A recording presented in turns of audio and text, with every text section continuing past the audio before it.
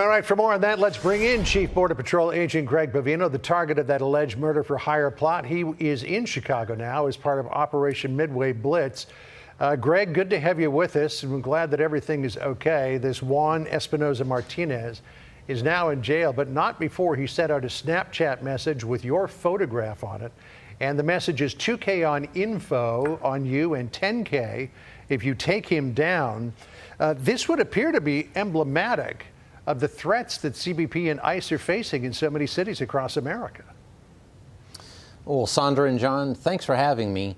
It is indeed emblematic of what our brave law enforcement officers and agents are facing across the nation.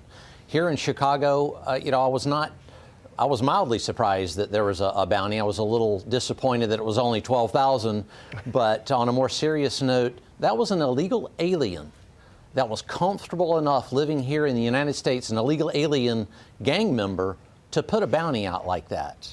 And when we look at what the governor or the mayor are talking about, they are the reason that gang members feel comfortable enough to do something like that. It's amazing. What should the American public think of that?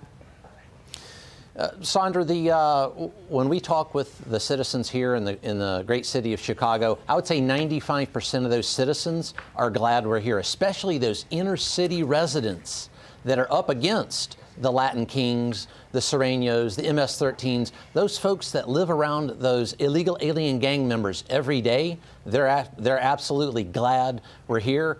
And I've got a message for those citizens.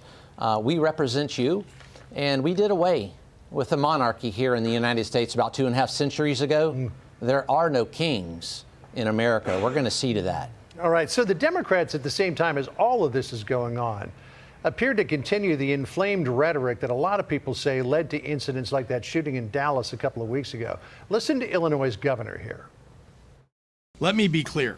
Donald Trump is using our service members as political props and as pawns in his illegal effort to militarize our nation's cities. The state of Illinois is going to use every lever at our disposal to resist this power grab and get Noam's thugs the hell out of Chicago. Get Noam's thugs the hell out of Chicago. What do you think of language like that? Yeah, utilizing language like thugs or Nazis or jackboots, and the other things that governor says is it's reprehensible. That contributes to violence, especially amongst his weaker-minded constituents that actually listen to what he says. That causes violence. We see that violence every day, and he's setting his constituents up for failure when they take action against law enforcement. It's unbelievable that an elected representative is saying things like this and causing his constituents to go against law enforcement. Greg, what's the risk to this governor and the mayor of Chicago if they continue to deny the reality on the ground in that city? Sandra, people get hurt. We saw that with the young lady that tried to run over the Border Patrol agent a couple of days ago. We have a mission here. We're going to continue that mission. We won't stop the mission, despite what the governor and the mayor think. We're not going to stop our mission. Chicago's too important. Our country's too important. Ma and Pa America are too important. We're going to continue this mission anywhere, anytime downtown Chicago. We have hundreds of CBP and Border Patrol agents right now streaming in to those violent areas of Chicago as we speak, and the proof's in the pudding. We're coming, and if you're an illegal alien, or especially an illegal alien gang member, I would self-deport now, or we'll do it for you. Chief, I wanted to ask you for your thoughts on this incident that happened on Saturday, and that was the Chicago police response, or lack thereof, to an incident that occurred outside of that Broadview station where some people had rammed their cars into Border Patrol and ICE vehicles. They'd boxed agents in. We had this computer-aided dispatch system readout from Chicago at 12:28 in the afternoon. Caller is one of approximately 30 armed Border Patrol agents, ICE, who are being surrounded by a large crowd of people requesting CPD response. 6 minutes later, it comes in. Chief of Patrol says no units will respond to this. And we had the superintendent of Chicago PD yesterday saying, oh, no, we did respond. But it wasn't until 1:09, 39 minutes after the call originally went in. And whether or not the Chicago police eventually did respond to the request, it would appear that someone told them not to respond. And that's a big issue. It is a big issue.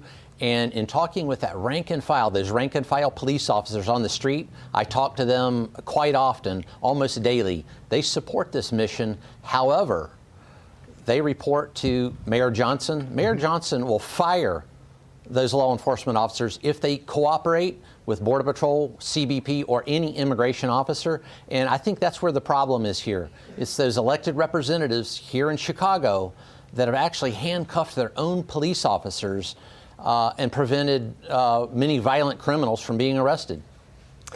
Sir, we appreciate you coming on. Continue to update us with your work on the ground there in the Windy City. Thanks. You. Yes, ma'am. Thanks, Chief. Thank you. Appreciate it.